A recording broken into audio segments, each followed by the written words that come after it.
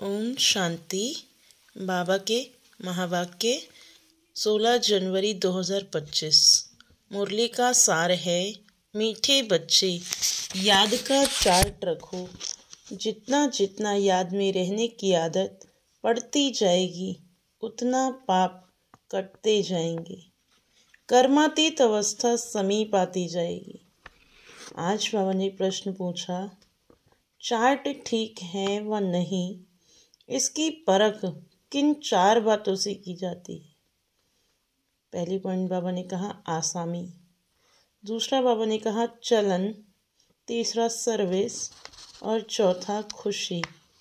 बाप दादा इन चारों बातों को देखकर बताते हैं कि इनका चार्ट ठीक है या नहीं। जो बच्चे म्यूजियम या प्रदर्शनी की सर्विस पर रहते, जिनकी चलन रॉयल है, अपार खुशी में रहते हैं, तो ज़रूर उनका चार्ट ठीक होगा। गीत है, मुखड़ा देख ले प्राणी, ओम शांति। बच्चों ने गीत सुना, इसका अर्थ भी अंदर जानना चाहिए कि कितने पाप बचे हुए हैं, कितने पुण्य जमा हैं, अर्थात आत्मा को सतोप्रधान बनने में कितना समय है, अभी कितने तक पावन बने हैं। यह समझ तो सकते हैं ना। चार्ट में कई लिखते हैं हम 2-3 घंटा याद में रहें, कोई लिखते हैं 1 घंटा। यह तो बहुत कम हुआ। कम याद करेंगे तो कम पाप कटेंगे। अभी तो पाप बहुत हैं जो कटे नहीं हैं।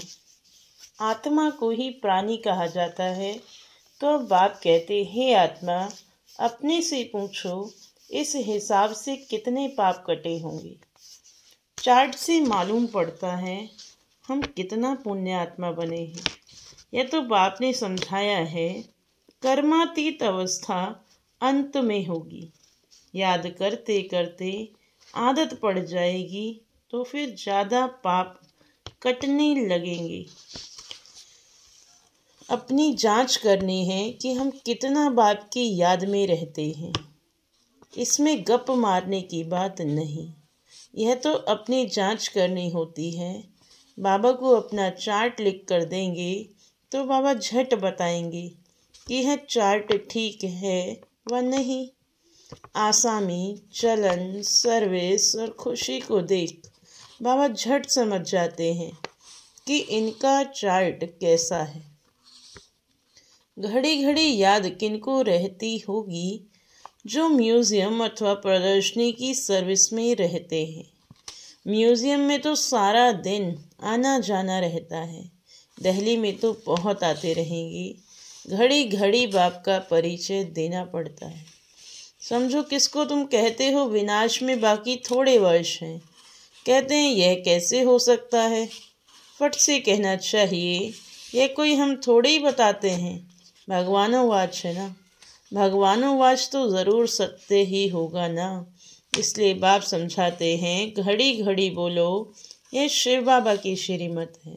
हम नहीं कहते, श्रीमत उनकी है, वह है ही ट्रुथ। पहले पहले तो बाप का परिचय ज़रूर देना पड़ता है। इसलिए बाबा ने कहा है हर एक चित्र में लिख दो शिव भगवानोवाच, वह तो एक्यूरेट ही बताएंगे। हम थोड़ी ही जानते थे, बाबा ने बताया है तब हम कहते हैं। कभी कभी अखबार में भी डालते हैं फलाने ने भविष्यवाणी की कि विनाश जल्दी होगा। अब तुम तो बेहद बाप के बच्चे, प्रजापिता ब्रह्मा कुमार कुमारियाँ तो बेहद के हैं ना। तुम बताएंगे हम बेहद बाप के बच्चे हैं। वही पतित पावन ज्ञान का सागर है। पहले यह बात समझाकर पक्का कर फिर आगे बढ़ना चाहिए। श्री बाबा ने यह कहा है, यादव कौरव आदि विनाश काले विपरीत बुद्धि। श्री बाबा का नाम लेते रहेंगे तो इसमें बच्चों का भी कल्याण है। शिव बाबा को ही याद करते रहेंगे। बाबा ने जो तुमको समझाया है वह तुम फिर औरों को समझाते रहो, तो सर्विस करने वालों का चार्ट अच्छा रहता होगा।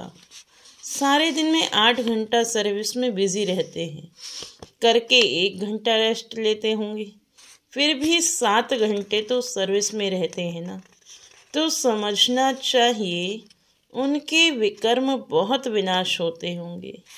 बहुतों को घड़ी घड़ी बाप का परिचय देते हैं तो ज़रूर ऐसे सर्विसेबल बच्चे बाप को भी प्रिय लगेंगे। बाबा देखते हैं यह तो बहुतों का कल्याण करते हैं। रात दिन को यही चिंतन है कि हमको बहुतों का कल्याण करना है। बहुतों का कल्याण करना गोया अपना करते हैं। स्कॉलरशिप भी उनको मिलती है जो बहुतों का कल्याण करते हैं। बच्चों को तो यही धंधा है। टीचर बन बहुतों को रास्ता बताना है। पहले तो यह नॉलेज पूरी धारण करनी पड़े। कोई का कल्याण नहीं करते तो समझा जाता है इनकी तकदीर में नहीं है। बच्चे कहते बाबा हमको नौकरी से छुड़ाओ, हम इस सर्विस में लग जाएं। बाबा भी देखेंगे बरोबर यह सर्विस के लायक है, बंधन मुक्त भी है। तब कहेंगे भल 500,000 कमाने से तो इस सर्विस में लग बहुतों का कल्याण करे। अगर बंधन मुक्त है तो सो भी बाबा सर्विसेबल देखेंगे तो राय देंगे। सर्विसेबल बच्चों को तो जहाँ तहाँ बुलाते रहते हैं। स्कूल में स्टूडेंट पढ़ते हैं ना, यह भी पढ़ाई है, यह कोई कॉमन मत नहीं है। सत माना ही सच बोलने वाला। हम श्रीमत पर आपको यह समझाते हैं ईश्वर की मत अभी भी तुमको मिलती है। बाबा कहते हैं तुमको वापस जाना है, अब बेहद सुख का वर्षा लो। कल्प कल्प तुमको वर्षा मिलता आया है, क्योंकि स्वर्ग की स्थापना तो कल्प कल्प होती है ना। यह किसको पता नहीं है कि 5,000 वर्ष का यह सृष्टि चक्र है। मनुष्य तो बिल्कुल ही घोर अंधेरे में है, तुम अभी घोर रोशनी में हो। स्वर्ग की स्थापना तो बाप ही करेंगे। यह तो गायन है, भंभोर को आग लग गई तो भी अज्ञान नींद में सोए रहे। तुम बच्चे जानते हो बेहद का बाप ज्ञान का सागर है। ऊंचे ते ऊंच बाप का कर्तव्य भी ऊंच है। ऐसे नहीं कि ईश्वर तो समर्थ है, जो चाहे सो करे। नहीं, यह भी ड्रामा अनादि बना हुआ है। सब कुछ ड्रामा अनुसार ही चलता है। लड़ाई आदि में कितने मरते हैं, यह भी ड्रामा में नूंद है। इसमें भगवान क्या कर सकते हैं। अर्थक्वेक आदि होती है तो कितनी रड़ियां मारते हैं हे भगवान, परंतु भगवान क्या कर सकते हैं। भगवान को तो तुमने बुलाया है, आकर विनाश करो। पतित दुनिया में बुलाया है, स्थापना करके सबका विनाश करो। मैं करता नहीं हूँ, यह तो ड्रामा में नूंद है। खूने नाहक खेल हो जाता है, इसमें बचाने आदि की तो बात ही नहीं है। तुमने कहा है पावन दुनिया बनाओ, तो जरूर पतित आत्माएं जाएंगी ना। कोई तो बिल्कुल समझते नहीं है, श्रीमत का अर्थ भी नहीं समझते हैं। भगवान क्या है कुछ नहीं समझते। कोई बच्चा ठीक पढ़ता नहीं है तो माँ बाप कहते तुम तो पत्थर बुद्धि हो। सतयुग में तो ऐसे नहीं कहते, कलयुग में है ही पत्थर बुद्धि। पारस बुद्धि यहाँ कोई हो ना सके। आजकल तो देखो मनुष्य क्या क्या करते रहते हैं। एक हार्ट निकाल दूसरी डाल देते हैं। अच्छा, इतनी मेहनत कर यह किया, परंतु इससे फायदा क्या। करके थोड़े दिन और जीता रहेगा। बहुत रिद्धि सिद्धि सीख कर आते हैं, फायदा तो कुछ भी नहीं। भगवान को याद ही इसलिए करते हैं कि हमको आकर पावन दुनिया का मालिक बनाए। हम पतित दुनिया में रहे बहुत दुखी हुए हैं। सतयुग में तो कोई बीमारी आदि दुख की बात होती नहीं। अभी बाप द्वारा तुम कितना ऊंच पद पाते हो। यहाँ भी मनुष्य पढ़ाई से ही ऊंच डिग्री पाते हैं। बड़े खुश रहते हैं। तुम बच्चे समझते हो यह तो बाकी थोड़े रोज जिएंगे। पापों का बोझा तो सिर पर बहुत है, बहुत सजाएं खाएंगे। अपने को पतित तो कहते हैं ना, विकार में जाना पाप नहीं समझते। पाप आत्मा तो बनते हैं ना। कहते हैं गृहस्थ आश्रम तो अनादि चला आता है। समझाया जाता है सत्ययुग त्रेता में पवित्र गृहस्थ आश्रम था, पाप आत्माएं नहीं थे। यहाँ पाप आत्माएं हैं इसलिए दुखी हैं।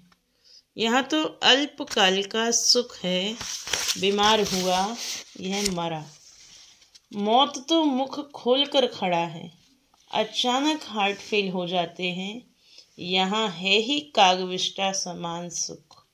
वहाँ तो तुमको अथाह सुख है, तुम सारे विश्व के मालिक बनते हो। किसी भी प्रकार का दुख नहीं होगा, न गर्मी न ठंडी होगी, सदैव बाहरी मौसम होगा। तत्व भी ऑर्डर में रहते हैं। स्वर्ग तो स्वर्ग ही है, रात दिन का फर्क है। तुम स्वर्ग की स्थापना करने के लिए ही बाप को बुलाते हो। आकर पावन दुनिया स्थापन करो, हमको पावन बनाओ। तो हर एक चित्र पर शिव भगवानोवच लिखा हुआ हो। इससे घड़ी घड़ी शिव बाबा याद आएगा। ज्ञान भी देते रहेंगे। म्यूजियम अथवा प्रदर्शनी की सर्विस में ज्ञान और योग दोनों इकट्ठे चलते हैं। याद में रहने से नशा चढ़ेगा। तुम पावन बन सारे विश्व को पावन बनाते हो। जब तुम पावन बनते हो तो जरूर सृष्टि भी पावन चाहिए। पिछाड़ी में कयामत का समय होने के कारण सबका हिसाब किताब चुकतू हो जाता है। तुम्हारे लिए हमको नई सृष्टि का उद्घाटन करना पड़ता है।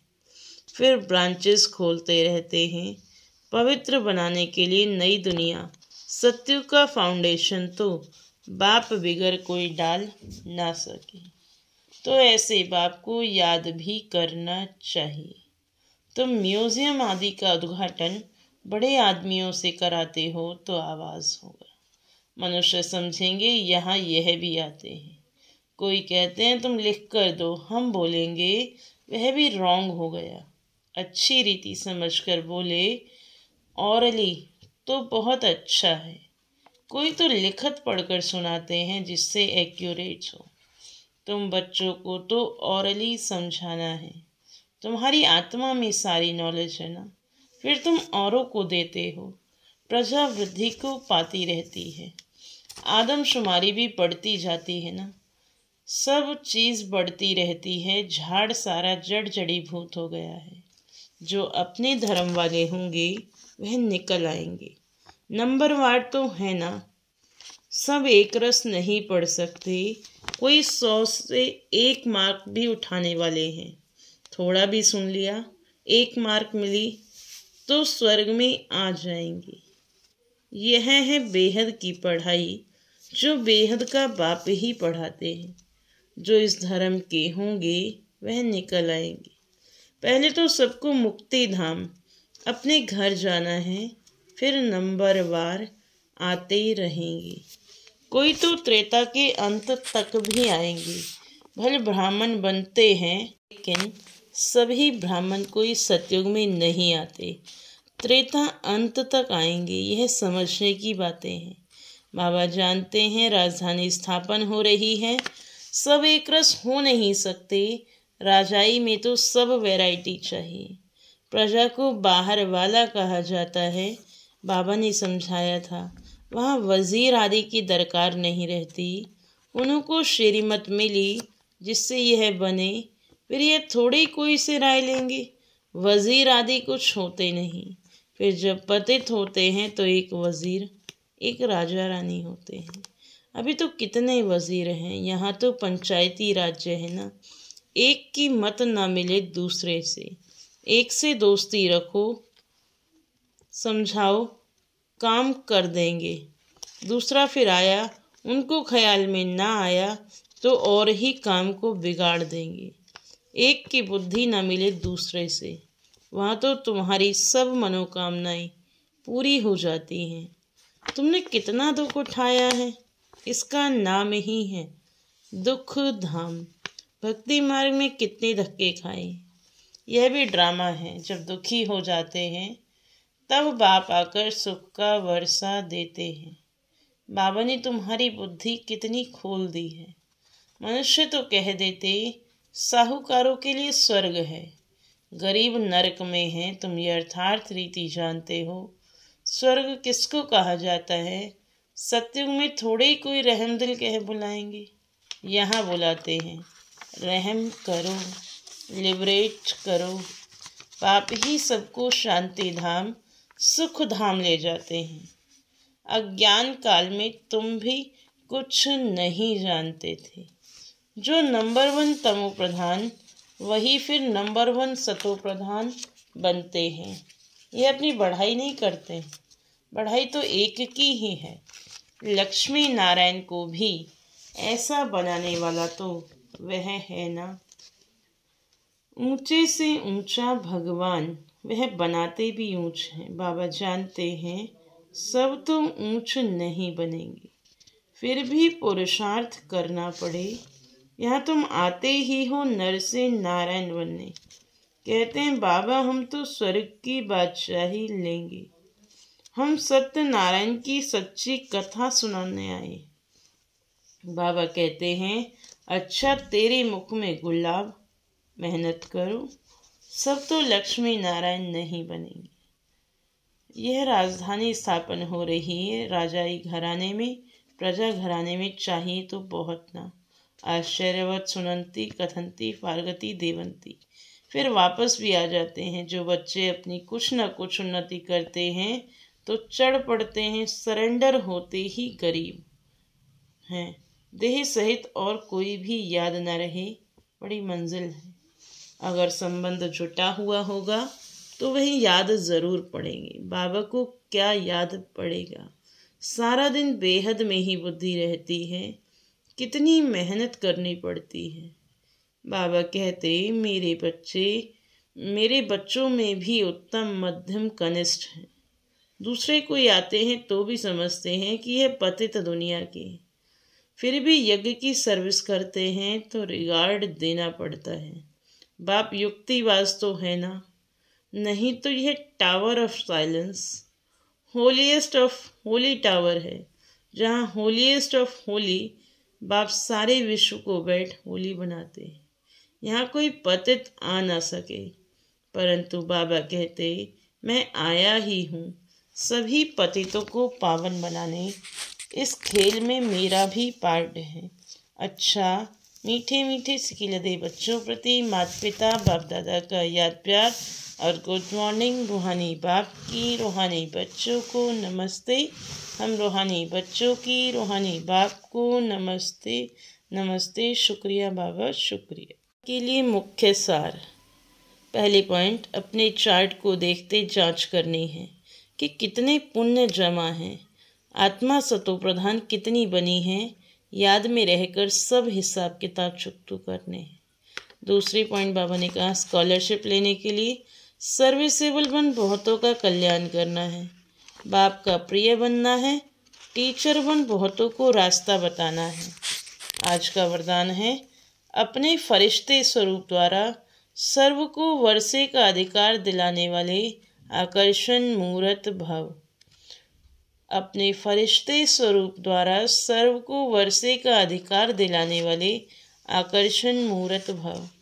फरिश्ते स्वरूप की ऐसी चमकीली ड्रेस धारण करो जो दूर दूर तक आत्माओं को अपनी तरफ आकर्षित करे और सर्व को भिखारीपन से छुड़ाए वर्षे का अधिकारी बना दे। इसके लिए ज्ञान मूर्त, याद मूर्त और सर्व दिव्य गुण मूर्त बन उड़ती कला में स्थित रहने का अभ्यास बढ़ाते चलो। आपकी उड़ती कला ही सर्व को चलते फिरते फरिश्ता सो देवता स्वरूप का साक्षात्कार कराएगी। यही विधाता वरदातापन की स्टेज। आज का स्लोगन है औरों के मन के भावों को जानने के लिए सदा मन मनाभव की स्थिति में स्थित रहो। औरों के मन के भावों को जानने के लिए सदा मन मनाभव की स्थिति में स्थित रहो। आज का व्यक्त इशारा है, मनसा शक्ति का दर्पण है, बोल और कर्म। चाहे अज्ञानी आत्माएं चाहे ज्ञानी आत्माएं, दोनों के संबंध संपर्क में बोल और कर्म शुभ भावना शुभ कामना वाले हों। जिसकी मनसा शक्तिशाली व शुभ होगी, उसकी वाचा और कर्मना स्वतः ही शक्तिशाली शुद्ध होगी, शुभ भावना वाली होगी। मनसा शक्तिशाली अर्थात याद की शक्ति श्रेष्ठ होगी, शक्तिशाली होगी, सहज योगी होंगी। ओम शांति, ओम शांति, ओम शांति।